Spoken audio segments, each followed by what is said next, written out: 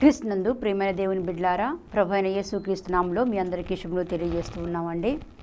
ఒకసారి మనం కళ్ళు మూసుకొని ప్రార్థన చేసుకున్న తర్వాత వాక్య ధ్యానంలోనికి వెళ్దామండి. పరిశుద్ధుడైన దేవా, మీ పరిశుద్ధ పాదాలు కొందనాలు స్తోత్రాలు తండ్రి. ప్రభా నైనా మీరు దేవా మా అందరితో మాట్లాడమని ప్రార్థిస్తున్నాను. నైనా నాకు ప్రభా వాక్శక్తిని ఆత్మస్వాతంత్రం దయచేయండి. నైనా ఎంతమంది అయితే ప్రభా ఈ వాక్యాన్ని వీక్షిస్తున్నారో నైనా తండ్రి వాళ్ళకి ఎలాంటి వాక్యం అయితే కావాలో మీకైతే తెలుసు ప్రభు. దయచేసి మీరే వారితో సూటిగా స్పష్టంగా మాట్లాడండి. అయా వాక్యం చెప్పేటువంటి నీ యొక్క దీన సేవకురాల్ని ప్రభు మీ యొక్క ఆత్మతో నింపండి. ఆత్మాభిషేకం దయచేయమని ప్రార్థిస్తూ పొద్దున పలు మా ప్రభు మరటువంటి యేసుక్రీస్తుల వారి అతి శ్రేష్టమైన నామములో వేడుకుంటున్నాం తండ్రి, ఆమేన్. క్రీస్తునందు ప్రియమైనటువంటి దేవుని బిడ్డలారా, ప్రభు అయిన యేసుక్రీస్తు నామములో మీ అందరికీ శుభములు తెలియజేస్తూ ఉన్నానండి. పరిశుద్ధ బైబిల్ గ్రంథంలో నుంచి రోమీయులకు రాసిన పత్రిక 3వ అధ్యాయము 21వ వచనం నుంచి 26వ వచనంలో ఉన్నటువంటి వాక్యాన్ని మనం ఒకసారి చదువుకుందామండి. రోమీయులకు రాసినటువంటి పత్రిక అపోస్తలుడైన పౌలు గారు రోమీయులకు రాసినటువంటి పత్రిక 3వ అధ్యాయము 21వ వచనం నుంచి 26వ వచనం వరకు ఉన్నటువంటి వాక్యాన్ని ఒకసారి చదువుకుందాం.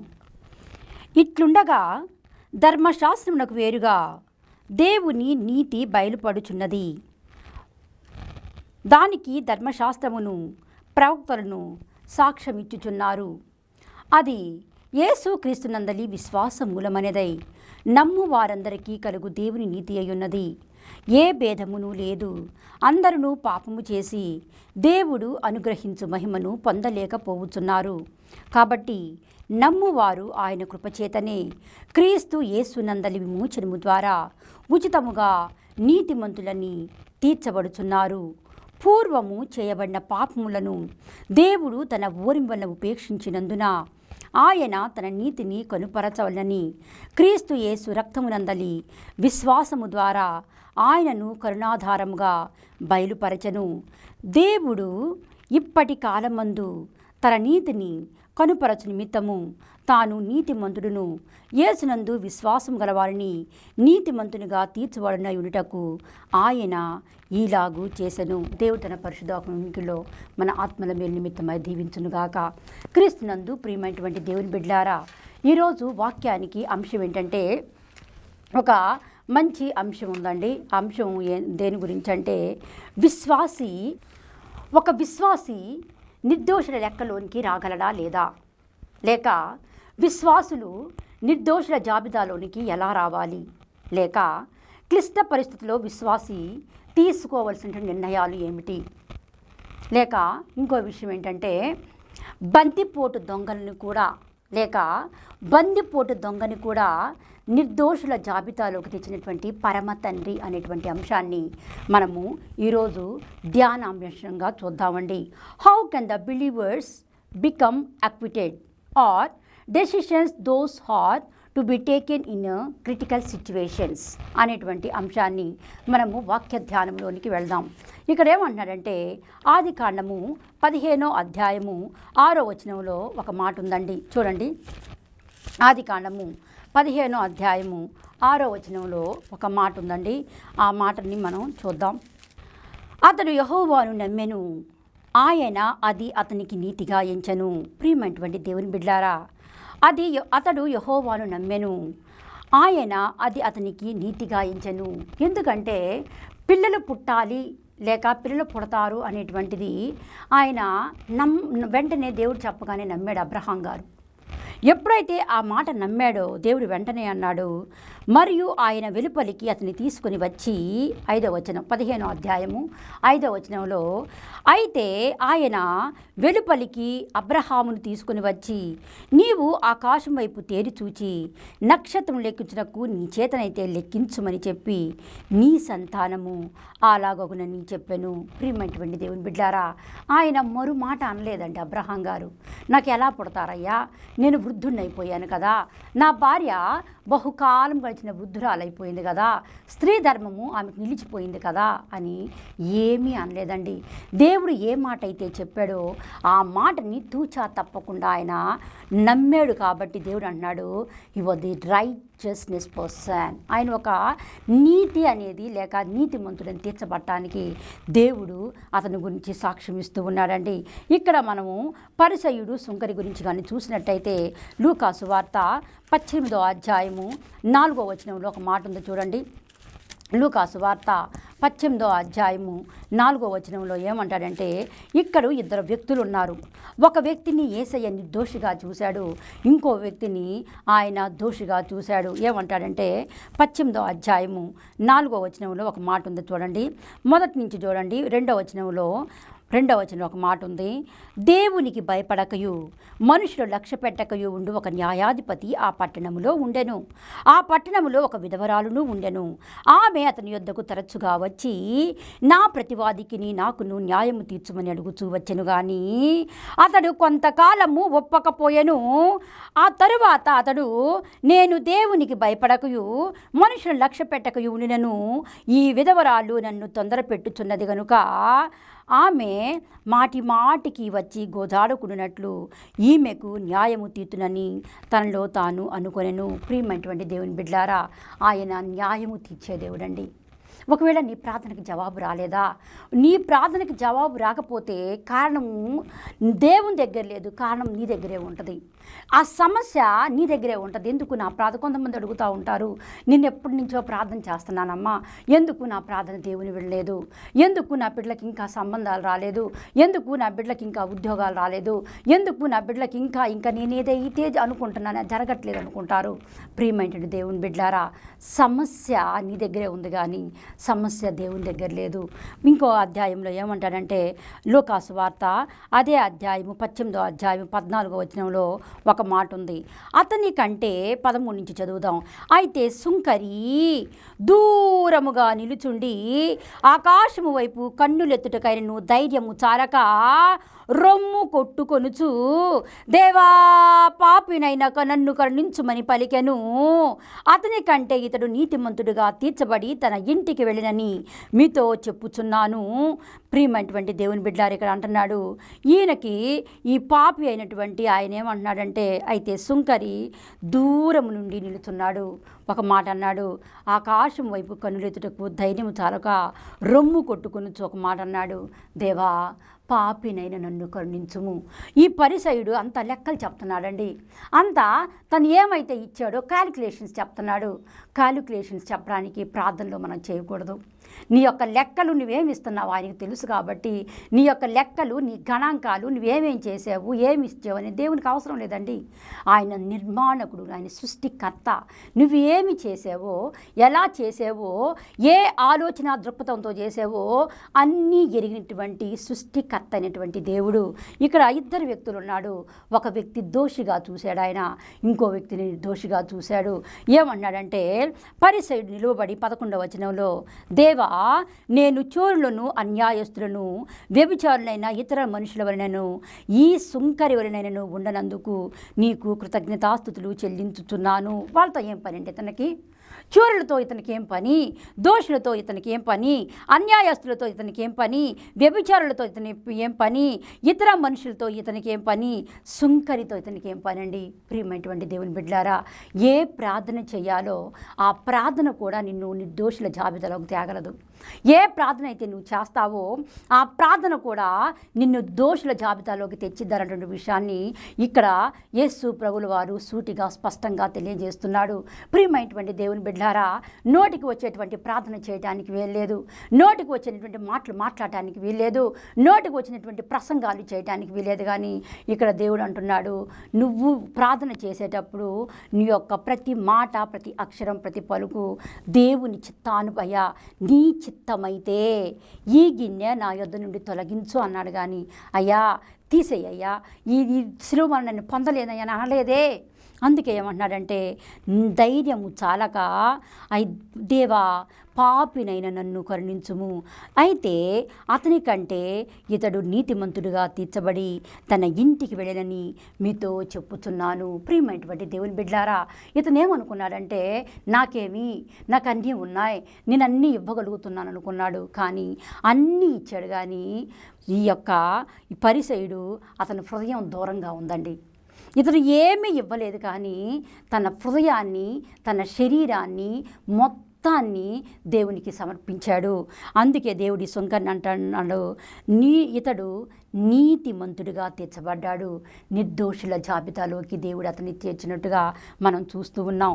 ఇంకో అధ్యాయంలో ఇంకా కొందరు వ్యక్తులను ఆయన నిర్దోషుల జాబితాలోకి లేక నిర్దోషుల్లోకి తీసుకొని వచ్చాడండి. ఏమంటాడంటే, యాక్ట్స్ అపోజిల్ చాప్టర్ 13 వర్సెస్ 39, అపోస్తుల కార్యాలు 13వ అధ్యాయము 39వ వచనంలో ఒక మాట ఉంది చూడండి. 13వ అధ్యాయము 39వ వచనము 116వ పేజీలో ఉంటుందండి. Acts అపోజిల్ chapter 13 versus 39. మీరు మోషే ధర్మశాస్త్రం వలన ఏ విషయంలో నీతిమంతులుగా తీర్చబడలేకపోతిరో ఆ విషయంలన్నిటిలో విశ్వసించు ప్రతి వాడును ఈయన వలనని నీతిమంతుడుగా తీర్చబడినని మీకు తెలియనుగాక. ప్రియమైనటువంటి దేవుని బిడ్డారా, ఇక్కడ నిర్దోషుల జాబితా యేసయ్య అంటున్నాడు. ఒక వ్యక్తికి ధర్మశాస్త్రము నిర్దోషుల జాబితాలోకి తీసుకురాకలేకపోయింది. యేసుక్రీస్తు తన శిలువ మరణము ద్వారా అతని యొక్క జననము, మరణము, పునరుద్ధానాల మూలంగా విశ్వసించు ప్రతి వాడును యేసు వలననే నీతిమంతుడిగా తీర్చబడినని మీకు తెలియనుగాక. ప్రియమైనటువంటి దేవుడు బిడ్డలారా, అపోస్తలుల కార్యాల్లో దేవుడు రాసి పెట్టాడు. ఏమన్నాడంటే, ధర్మశాస్త్రము ఒక వ్యక్తిని నిర్దోషుల జాబితాకు తేలేదు.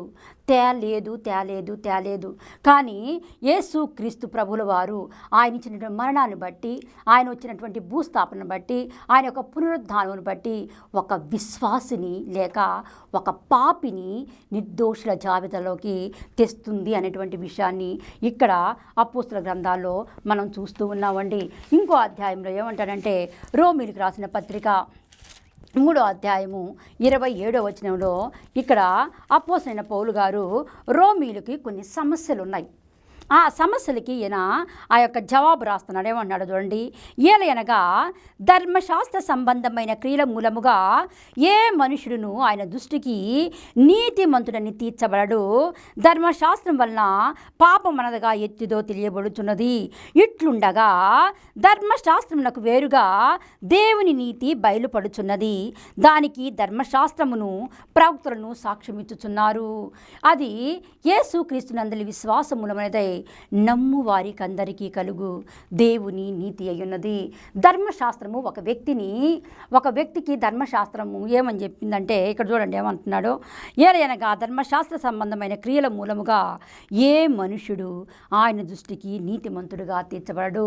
ధర్మశాస్త్రం యొక్క విధి విధానం కానీ ధర్మశాస్త్రంలో ఏది కూడా క్రియల మూలంగా ఒక వ్యక్తిని నీతిమంతుడుగా తీర్చబడలేదు, కానీ తీర్చబడలేకుండా చేసిద్ది. కానీ యేసుక్రీస్తుని సొంత రక్షకునిగా నమ్మి అంగీకరించిన తర్వాత ఆయన రక్త నిబంధన మూలంగా ఒక వ్యక్తిని ఆయన నిర్దోషుల జాబితాలోకి ఎగలడు. ఒక వ్యక్తి నిర్దోషుల జాబితాలోకి రావాలి అంటే ఆయన ఇక్కడేమంటున్నాడు, ధర్మశాస్త్రం వలన పాపము ఏంటో తెలియబడింది. కానీ ఇక్కడ ఆయన యొక్క యేసుక్రీస్తునందలి విశ్వాస మూలముగా నమ్ము వారందరికీ కలుగు నీతి, ఆయన యొక్క విశ్వాసము ప్లస్ ఆయన ఇచ్చేటువంటి ఆయన నీతి, ఈ రెండూ కూడా ఒక వ్యక్తిని నిర్దోషుల జాబితాలోకి తెస్తుందండి. ప్రియమైనటువంటి దేవుని బిడ్డారా, మనకి Indian penal code IPC section ప్రకారం ఐపీసీలో కొన్ని సెక్షన్స్ ఉన్నాయి. 302, 301, 305 అనేటువంటి కొన్ని ఉన్నాయి. ఆ యొక్క సెక్షన్స్లో ఏంటంటే, ఏ వ్యక్తి అయినా కూడా నరహత్య కానీ చేసినట్టయితే ఆ వ్యక్తికి వెంటనే కారాగార శిక్ష కానీ లేక అతనికి ఉరి శిక్ష కానీ వీళ్ళు ఖరారు చేస్తారు. కానీ అలాగే పరిశుద్ధ బైబిల్ గ్రంథాల్లో రోమన్ పీనల్ కోడ్ ఆర్పిసి ప్రకారం కానీ హిబ్రూ పీనల్ కోడ్ ప్రకారం ఏంటంటే వాళ్ళకి లేక యూదులకు ఉన్నటువంటి పీనల్ కోడ్ ప్రకారం ఏంటంటే ఒక వ్యక్తి పాపానికి లేక బందిపోటు దొంగగారు ఉంటే ఆ వ్యక్తికి శిలువ మరణం ఖరారు చేస్తాడు. మన ప్రియ ప్రభు ఏ పాపం చేయలేదే. ఆయన నిర్దోషిగా ఉన్నటువంటి ఆయనను ఈ ధర్మశాస్త్రము దోషిగా చేసిందండి. అందుకే బందిపోటు దొంగను కూడా ఆయన నిర్దోషుల జాబితాలోకి తెచ్చినటువంటి పరమ తండ్రి అండి. ప్రియమైనటువంటి దేవుని బిడ్డలారా, ఒకవేళ నీ యొక్క జీవితంలో తెలిసి తెలియక నువ్వేదైనా కానీ పాపం చేసావా, తెలిసి తెలియక ఏదైనా కూడా మరణ సంబంధమైనటువంటి వాటిలో ఏదన్నా కానీ నువ్వు ఉన్నావా, ఒకవేళ నీకు తెలియకుండానే ఆ యొక్క మర్డర్ కేసుల్లో కానీ లేక ఎవరైనా చంపిన కేసులో కానీ ఒకవేళ నీ పేరు నమోదైందా, నువ్వు భయపడనక్కర్లేదు. నువ్వు ఈరోజు దేవుడు నీతో సూటిగా స్పష్టంగా మాట్లాడంటే, బిడ్డ నువ్వు భయపడద్దయ్యా. నువ్వు ఏ పరిస్థితిలో ఆ యొక్క నువ్వు నేరం చేసావో, ఏ పరిస్థితుల మూలంగా అలాగ పని నువ్వు చేసావో నాకైతే తెలియదు. కానీ దేవుడు ఈరోజు నీతో మాట్లాడేటువంటి మాట ఏంటంటే, నిన్ను నేను నిర్దోషిగా చేయగలను, నేను నిర్దోషిగా చేసి నీ పేరును నేను నిర్దోషుల జాబితాలోకి తేగలను అన్నటువంటి మాటని ఆయన తెలియజేస్తూ ఉన్నాడండి. ఇంకో అధ్యాయంలో ఏమంటాడంటే, రోమీయులకు రాసిన పత్రిక 23వ అధ్యాయము 26వ వచనంలోనే ఒక మాట ఉందో చూడండి. అయితే క్రీస్తు యేసు నందలి రక్తమందలి విశ్వాసం ద్వారా ఆయనను కరుణాధారముగా బయలుపరచను. దేవుడు ఇప్పటి కాలమందు తన నీతిని కొనపరచు నిమిత్తము తాను నీతిమంతుడును యేసునందు విశ్వాసం గలన వారిని నీతిమంతునిగా తీర్చువాడుటకు ఆయన ఈలాగు చేశాను. ప్రియమైనటువంటి దేవుని బిడ్డారా, ఆయన ఈ లోకానికి వచ్చింది ఎందుకంటే తన ప్రాణాన్ని ఫలంగా పెట్టి దోషులైనటువంటి వారిని, పాపంతో పట్టబడినటువంటి వారిని ఆయన నిర్దోషుల జాబితాలోకి తీసుకెళ్ళటానికండి. నిర్దోషుల జాబితాలోకి తీసుకుని రావటానికే కానీ నిన్ను దోషిగా నిలబెట్టే దేవుడు కాదు. నీ పాపంలోనే నువ్వు చనిపో, నువ్వు గతింతే అని కొంతమంది అంటూ ఉంటారు. తల్లులు పిల్లల్ని అలా అనుకోవటానికి వీల్లేదండి, అలా అనకూడదు కూడా. కానీ యేసయ్య అంటున్నాడు, ఒకవేళ నువ్వు దోషిగా ఉన్నావా, ఒకవేళ తెలిసి తెలియక నువ్వు పాపంలో పడిపోయావా, తెలిసి తెలియక నీ యొక్క పాప జీవితంలో నువ్వు ఉన్నావేమో, ఈరోజే నీకు నేను విడుదల ఇస్తాను. ఈరోజే నేను నిన్ను నిర్దోషుల జాబితాలోకి నీ పేరును తీసుకొని వస్తానని యేసయ్య నీకు ఈరోజు భరోసా ఇస్తున్నాడండి. అందుకే ఇంకో అధ్యాయంలో ఏమంటాడంటే, ఇక్కడ రోమీయులకు రాసిన పత్రికలో అది 10వ అధ్యాయంలోనే ఒక మాట ఉందో చూడండి. రోమన్స్ అపోస్తలుడైన పౌలు రోమీయులకు రాసిన పత్రిక 10వ అధ్యాయము 9-10 వచనాల్లో అపోస్తలుడైన పౌలు రోమీయులకు అంటున్నాడు, అయితే అదేమనగా యేసు ప్రభువని నీ నోటితో ఒప్పుకొని దేవుడు మృతులో నుండి ఆయన లేపని నీ హృదయమందు విశ్వసించేలా నీవు రక్షింపబడువు.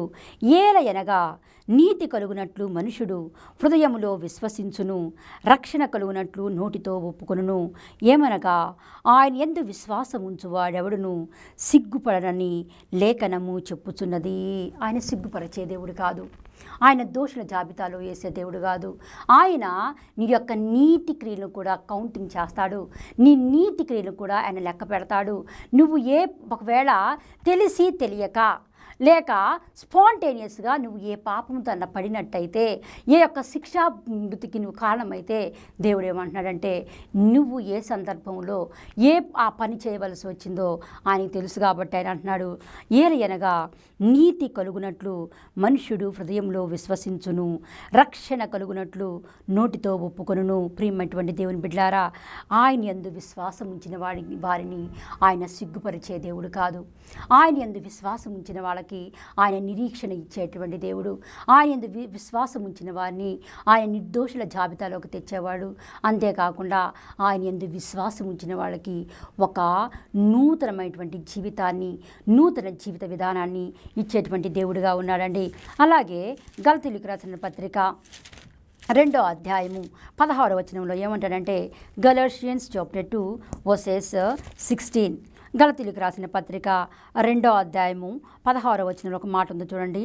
మనము జన్మం వలన యూదులమే గాని అన్యజనుల్లో చేరిన పాపులము కాము.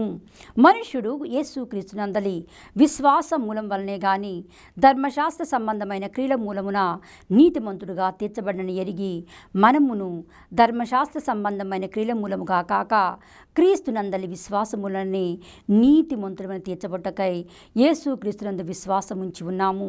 ధర్మశాస్త్ర సంబంధ క్రియల మూలముగా ఏ శరీరియు నీతిమంతుడని తీర్చబడడు కదా. ప్రియమైనటువంటి దేవుని బిడ్డారా, ధర్మశాస్త్రంలో నీవు చేసేటువంటి నీతి కార్యాలు నిన్ను నిర్దోషుల జాబితాలోకి తీసుకొని రాలేవు అని ఇక్కడ అపోస్తలుడైన పౌలు గారు గలతీయులకు రాసి చెప్తున్నాడు.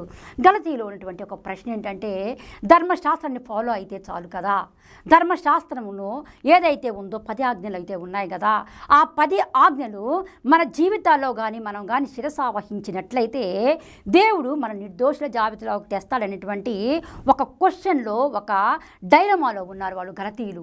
అందుకు అపోస్తలుడైన పౌలు గారు వాళ్ళకి ఆ ఉత్తరంలో రాస్తున్నారు, గలతీయులారా మీరు ఒక డైలమాలో ఉన్నారు. అదేంటంటే, మీరు ధర్మశాస్త్రం మూలంగా మీకు నిర్దోషుల జాబితా రాదు.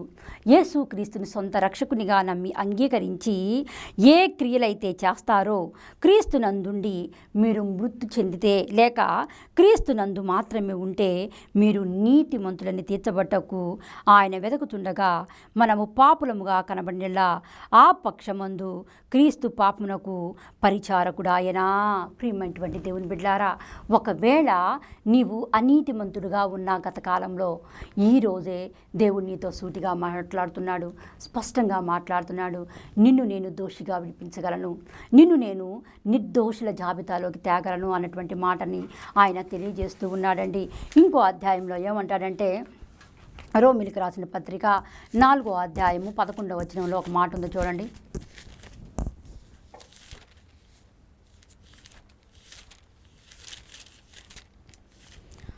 రోమీయులకు రాసిన పత్రిక 4వ అధ్యాయము 11వ వచనంలో ఒక మాట ఉంది.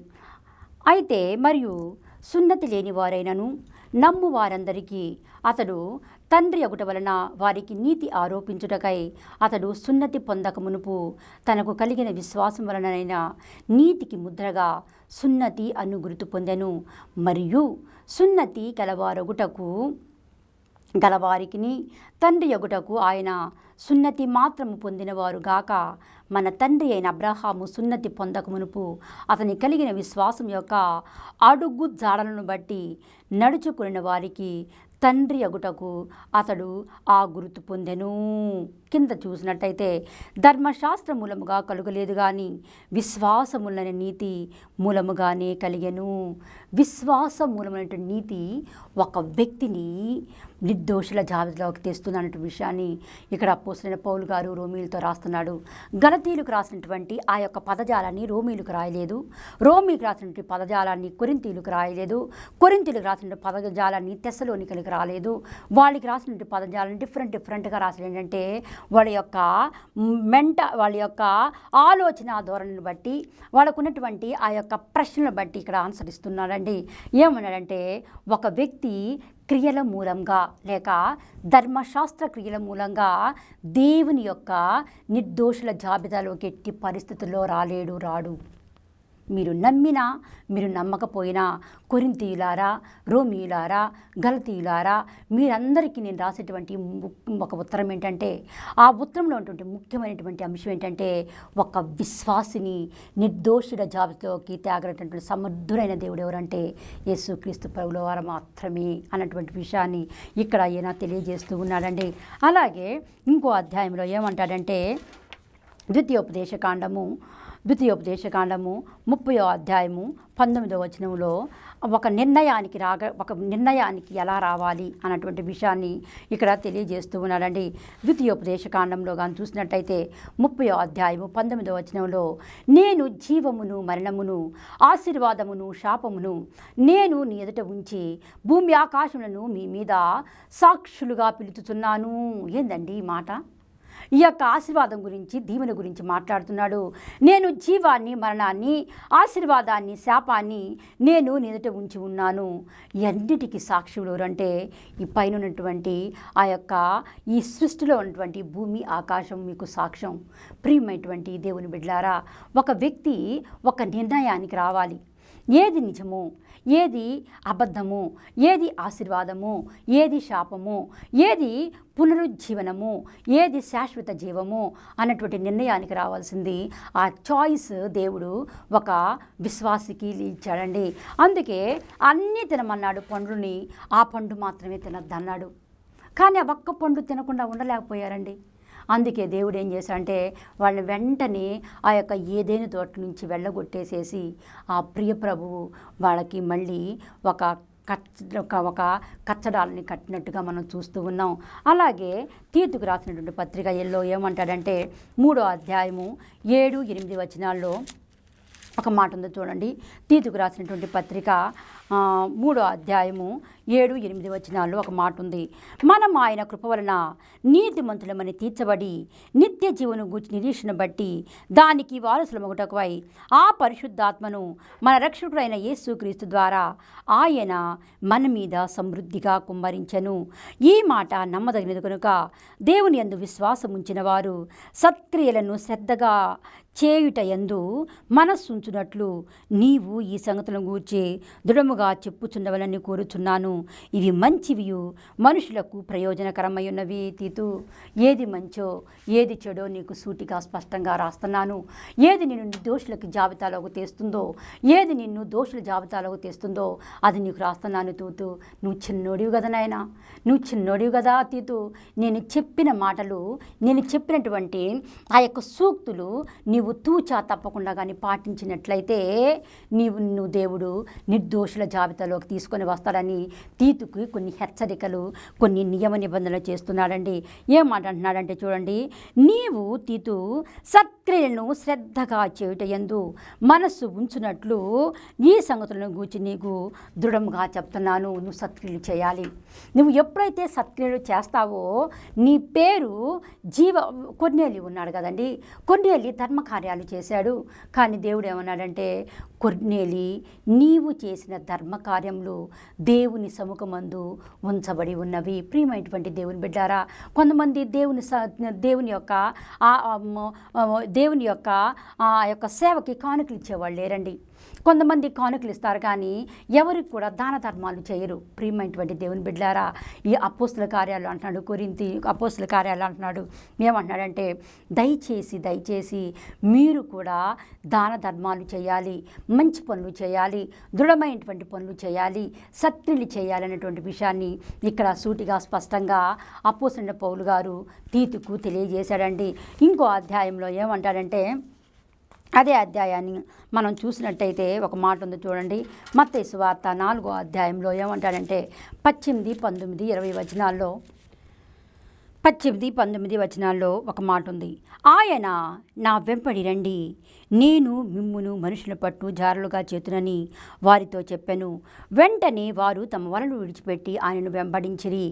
ఆయన అక్కడి నుండి వెళ్ళి జెబెదయి కుమారుడైన యాకోబు, అతని కుమారుడైన యోహాను అను మరి 2 సహోదరులు తమ తండ్రి అయిన జెబెదయి యొద్ద దోణిలో తమ వలలు బాగు చేసుకొని చుండిరి.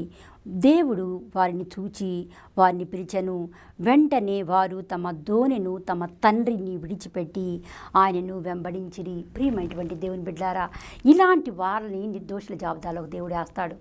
ఏమంటున్నాడంటే, వాళ్ళు తమ తండ్రిని అంటే తన కుటుంబాన్ని వదిలిపెట్టారు, తన భర్త వాళ్ళ యొక్క తండ్రిని వదిలిపెట్టారు, వాళ్ళ ప్రొఫెషన్ కూడా వదిలిపెట్టారండి. వాళ్ళు ఇంకో ప్రశ్న అయ్యాలి కదండి, దేవుడిని యేసయ్యా మేము ఇప్పుడు నీతో వచ్చేసేస్తే మాకు జీవనోపాధి ఎట్టా, మేము సేవకు వస్తే జీవనోపాధి ఎట్టా, మా యొక్క కుటుంబాలు ఏమైపోతాయి, మా తల్లిదండ్రులు ఏమైపోతాయని చాలా ప్రశ్న వేసి ఉండవచ్చు. కానీ వాళ్ళు ఏ ప్రశ్న అడగకుండా వెంటనే ఆయన యొక్క విధి విధానానికి, ఆయన యొక్క మాటకి లోబడ్డారో వెంటనే ఆయన వారిని నిర్దోషుల జాబితాలోకి ఎయ్యగలిగినటువంటి సమర్థుడైన దేవుడిగా మనం చూస్తూ ఉన్నాము అండి. అలాగే ఇంకో అధ్యాయంలో ఏమంటాడంటే మత్తయి సువార్త 19వ అధ్యాయంలో ఇక్కడ ఒక యవనస్తుడున్నాడు. 19వ అధ్యాయం 21 అధ్యాయంలో 21 వచనాల్లో ఒక మాట అన్నాడు. 16 నుంచి చూడండి. ఇదిగో ఒకడు ఆయన యొద్దకు వచ్చి, బోధకుడా, నిత్య జీవం పొందుటకు నేను ఏ మంచి కార్యము చేయవలని ఆయన అడిగను. అందుకు యేసు, మంచి కార్యమును గూర్చి నన్నెందుకు అడుగుచున్నావు? మంచివాడు ఒక్కడే. నీవు జీవములో ప్రవేశింపగోరినలా నా ఆజ్ఞను గైకొనుమని చెప్పాను. అతడు ఏ ఆజ్ఞలని ఆయన అడుగగా యేసు, నరహత్య చేయవద్దు, వ్యభిచరించవద్దు, దొంగిలవద్దు, అబద్ధ సాక్ష్యం పలుకవద్దు, తల్లిదండ్రులను సన్మానింపుము, నిన్ను వలె నీ పొరుగు వారిని ప్రేమింపుము అని చెప్పాను. అందుకు ఆ యవనుడు, ఇవన్నీ చేయుచునే ఉన్నాను, ఇంకను నాకు కొదువయ్యమని ఆయనను అడిగాను. అందుకు యేసు, నీవు పరిపూర్ణుటకు కోరుకునే ఎడలా పోయి నీ ఆస్తిని అమ్మి బీదలకిమ్ము, అప్పుడు పరలోకమందు నీకు ధనము కలుగును. నీవు వచ్చి నన్ను వెంబడించుమని అతనితో చెప్పాను.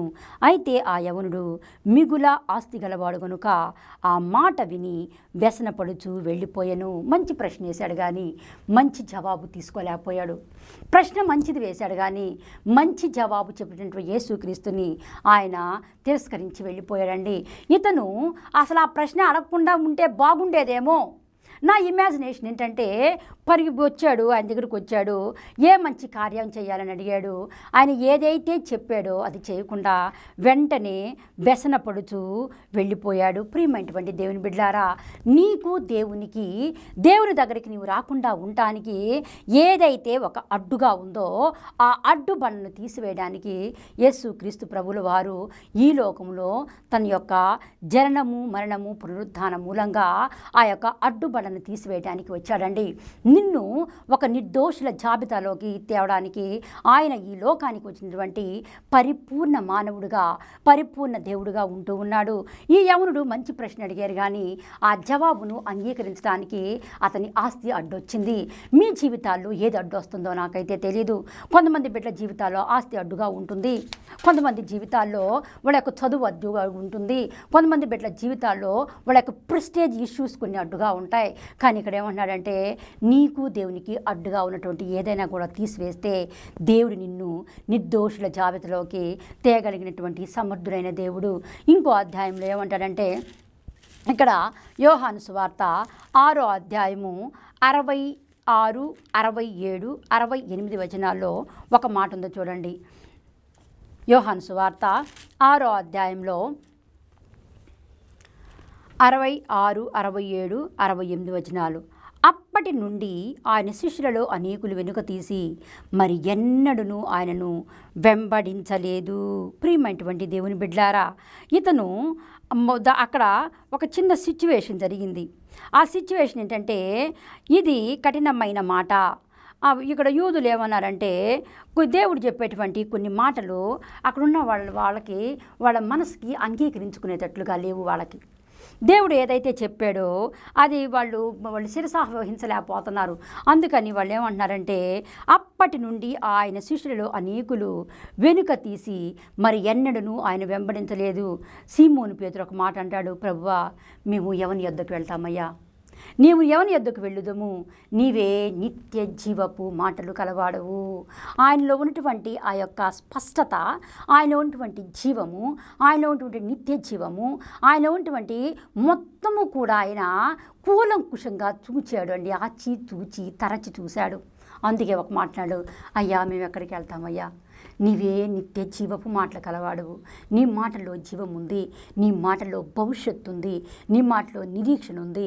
మరణాన్ని జయించి లేచినటువంటి పునరుద్ధానుడు కాబట్టి మమ్మల్ని కూడా ఆ సిలువలో దొంగని ఎలాగైతే నీవు నిర్దోషుల జాబితాలోకి తెచ్చావో, నన్ను కూడా, మమ్మల్ని కూడా నువ్వు నిర్దోషుల జాబితాలోకి తేగల దేవుడు అని ఇక్కడ పేతురు భక్తుడు తెలియజేస్తూ ఉన్నారండి. అలాగే అపోస్తుల కార్యాల్లో ఏమంటాడంటే 24వ అధ్యాయము 25వ వచనంలో అపోస్తుల కార్యాలు 24వ అధ్యాయము 25వ 128వ పేజీలో ఉంటుంది. అప్పుడు అతడు నీతిని గూర్చియు ఆశా నిగ్రహమును గూర్చియు రాబో విమర్శను గూర్చియు ప్రసంగించుచుండగా ఫెలిక్సు మిగుల భయపడి, ఇప్పటికి వెళ్ళుము, నాకు సమయమైన నిన్ను పిలిపింతునని చెప్పెను. తరువాత పౌలు వలన తనకు ద్రవ్యము దొరకునని ఆశించి మాటి మాటికి అతన్ని పిలిపించి అతనితో సంభాషణ చేయుచుండెను. 2 సంవత్సరములైన తరువాత ఫెలిక్స్కు ప్రతిగా పోర్కియు ఫేస్తు వచ్చెను. అప్పుడు ఫెలిక్సు యూదుల చేత మంచి వాడనిపించుకొనవలని కోరి పౌలును బంధకములలో విడిచిపెట్టిపోయాను. ప్రియమైనటువంటి దేవుని బిడ్డారా, ప్రసంగాలు పౌలు గారు చెప్పిన ప్రసంగాలు ఆయనకి ఫెలిక్స్కి అబ్బలేదండి. ఏమన్నాడు చూడండి. అప్పుడు అతడు నీతిని గూర్చియు ఆశా నిగ్రహమును గూర్చియు రాబో విమర్శను గూర్చియు ప్రసంగించుచూ ఉండగా ఫెలిక్సు మిగుల భయపడి, ఇంకెళ్ళయ్యా, ఇంకా చాలు నీ ప్రసంగం, ఇప్పటికి వెళ్ళిపో, I don't want this type of message, మాకు ఈ ప్రసంగం అవసరం లేదు, మాకు ఆశా నిగ్రహం గురించిన ప్రసంగం అవసరం లేదు, రాబోయేటువంటి తీర్పును గురించి విమర్శన గురించిన ప్రసంగం అవసరం లేదు, మాకు విశ్వాసం గురించిన ప్రసంగం అవసరం లేదు. ఫెలిక్స్ అంటున్నాడు, ఇంక నువ్వు వెళ్ళిపో, మాకు ఏ ప్రసంగం అయితే కావాలో నువ్వు అదే చేయాలి, కానీ మాకు అవసరం లేనటువంటి ప్రసంగం నువ్వు చేస్తున్నావు అన్నాడు. ప్రియమైనటువంటి దేవుని బిడ్డారా, ప్రసంగం చేసే వ్యక్తికి దేవుడు ఆ వ్యక్తిని లీడ్ చేస్తాడు, కానీ ఇతరత్రా వాళ్ళు వచ్చి ఈ ప్రసంగం చేయి ఆ ప్రసంగం అని చేస్తే పరిశుద్ధాత్మ దేవుడు ఏదైతే చెప్తాడో అదే వచ్చింది, కానీ వాళ్ళ సొంతగా వేరే వాళ్ళు చెప్పినటువంటి ప్రసంగాలు ఆ బిడ్డలకు రావండి. అపోస్తలుడైన పౌలు గారు ఒక పరిశుద్ధాత్మతో కూడిన ప్రసంగాన్ని చేయడానికి ఇక్కడికి వచ్చాడు. ఈ ఫెలిక్స్ను కూడా నిర్దోషుల జాబితాలోకి తీసుకుని రావాలి, ఉన్నటువంటి అక్కడ ఉన్నటువంటి జనాలను కూడా నిర్దోషుల జాబితాలోకి తేవాలనేటువంటి ఉద్దేశంతో వస్తే ఫెలిక్స్ ఏమంటున్నాడంటే, I don't want this type of message, మాకు ఇలాంటి ప్రసంగం వద్దు, మాకు ఇలాంటి ప్రసంగాలు వద్దు, ఇంకా చాలు నువ్వు వెళ్ళిపో అంటున్నాడు. ప్రియమైనటువంటి దేవుని బిడ్డారా, ఇంకో మాట ఏమన్నాడంటే, ఇప్పటికి వెళ్ళుము, నాకు సమయమైన నిన్ను పిలిపించునని చెప్పాను, నాకు అసలు టైం లేదు, నేను ఇంతవరకు నీ ప్రసంగం చాలు, ఇంతవరకు నువ్వు చెప్పింది చాలు, దయచేసి నువ్వు వెళ్ళిపో అన్నటువంటి మాటని ఇక్కడ తెలియజేస్తూ ఉన్నాడండి. ఇంకో అధ్యాయంలో ఏమంటాడంటే, చూసినట్టయితే ఒక అధ్యాయంలో హెబ్రీలకు రాసిన పత్రిక 10వ అధ్యాయము 24 నుంచి 26 వరకు, హెబ్రీలకు రాసిన పత్రిక 10వ అధ్యాయము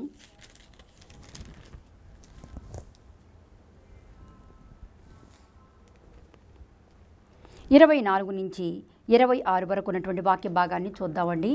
206వ పేజీ. కొందరు మానుకొనుచున్నట్టుగా సమాజముగా కూడుట మానక ఒకరినొకడు హెచ్చరించుచు, నెంబర్ 1, ఆ దినము సమీపించుట మీరు చూచిన కొలది మరి ఎక్కువగా అలాగు చేయుచు ప్రేమ చూపుటకును సత్కార్యములు చూపుటకును ఒకరినొకడు పురికొల్పవలని ఆలోచింతము. మనము సత్యమును గూర్చి అనుభవ జ్ఞానము పొందిన తరువాత బుద్ధిపూర్వకముగా పాపము చేసిన ఎడల పాపములకు బలి ఇకను ఉండదు, కానీ న్యాయపు తీర్పునకు భయముతో ఎదురు చూచుటయు విరోధులను దహింపబోవు తీక్షణమైన అగ్నియు ఇకను ఉండును. ఎవడైనను మోషే ధర్మశాస్త్రం నిరాకరించినలా 2-3 సాక్షుల మాట మీద కనికరింపకుండా వాణ్ణి చంపింతురు. దేవుడు ఇక్కడ మాట్లాడుతున్నాడు. ఇక్కడ హెబ్రీ గ్రంథకర్త ఏమంటున్నాడంటే, కొందరు మానుకొనుతుండగా సమాజంగా మీరు కూడాలి, సంఘముగా కూడాలి, అంతేకాకుండా సత్యమును గురించినటువంటి అనుభవ జ్ఞానాన్ని మీరు కలిగి ఉండాలి. తెలిసి తెలియక బుద్ధిపూర్వకంగా ఏదైనా పాపం చేసినట్టయితే బలి ఇక ఉండదు, కానీ న్యాయ తీర్పునకు భయముతో ఎదురు చూచి విరోధులను దహింపబోవు తీక్షణమైనటువంటి ఆ అగ్ని ఇక ఉండదు. కాబట్టి మోషే నిర్మించినటువంటి ధర్మశాస్త్రం మూలంగా కాక దేవుడు ఈ లోకానికి వచ్చి తన యొక్క ప్రాణాన్ని క్రయదంగా పెట్టిన తర్వాత ఆయన ఒక విశ్వాసిని లేక పాపులని నిర్దోషుల జాబితాలోకి తేగలడన్నటువంటి విషయాన్ని ఇక్కడ హెబ్రీ గ్రంథకర్త తెలియజేస్తూ ఉన్నాడు. ప్రియమైనటువంటి దేవుని బిడ్డలారా, నేను వాక్యాన్ని ముగిస్తున్నాను. ఒకవేళ నువ్వే విధంగా పాపంలో ఉన్నావా, లేక తెలిసి తెలియక ఏదైనా మరణకరమైనటువంటి దానిలో నీ పేరు ఏమైనా నమోదయ్యిందా, దేవుడు ఈరోజు మాట్లాడుతున్నాడు. గతించిన కాలం ఏదో అయిపోయింది, కానీ ఇదే రక్షణ దినము, ఇదే అనుకూల సమయము. ఒకవేళ యేసయ్యను నమ్మినట్టయితే ఆయన యొక్క శిష్యత్వానికి, ఆయన యొక్క సహవారసత్వానికి నీవు ఒప్పుకోవాలి. అనేక మంది బిడ్డలను ఇంకా ఇంకా ఇంకా ఇంకా ఆయన యొక్క శిష్యత్వంలోకి నడిపించాలి. అది నీ యొక్క గురుతర బాధ్యత. అప్పుడు దేవుడు నీ పేరును నిర్దోష జాబితాలోకి, నిర్దోష లెక్కలోకి తెస్తాడన్నటువంటి విషయాన్ని మనం వాక్య ధ్యానం మూలంగా మనం చూసామండి. ఒక నిమిషం ప్రార్థన చేసుకుందాం. పరిశుద్ధుడైన దేవా, మీ పరిశుద్ధ పాదాలకు వందనాలు స్తోత్రాలైనా. ఇంతవరకు ప్రభానైనా వాక్యం ద్వారా తండ్రి మీ బిడ్డలతో సూటిగా స్పష్టంగా మాట్లాడేందుకు వందనాలు తండ్రి. ప్రభానైనా ఈ యొక్క వాక్యాన్ని ప్రభు ఎంతమంది అయితే వింటూ ఉన్నారో నైనా దయచేసి ప్రభు వారికి రక్షణ దయచేయండి ప్రభా. నైనా వారి పేర్లు కూడా ప్రభు నిర్దోషుల జాబితాలోకి తీసుకుని రమ్మని ప్రార్థిస్తూ కొద్ది విన్నపాలు మా ప్రభు మరటువంటి యేసుక్రీస్తుల వారి అతి శ్రేష్టమైన నామములను వేడుకుంటున్నాం తండ్రి. ఆమెన్. పరలోకమందున్న మా తండ్రి, మీ నామం పరిశుద్ధపరచబడుగాక, మీ రాజ్యం మాకు వచ్చుగాక, నీ చిత్తం పరలోకమందు ఏలాగో అలాగే నెరవేరుగాక. మాకు కావాల్సిన ఆహారం మేము దయచేయము, మనసుల విషయం ప్రకారం మనం క్షమించుము, శోధులతో ఏకాకిని తప్పించుము. ఎందుకంటే రాజ్యము, బలము, మహిమ నిరంతరం నీవై ఉన్నావు తండ్రి. ఆమెన్.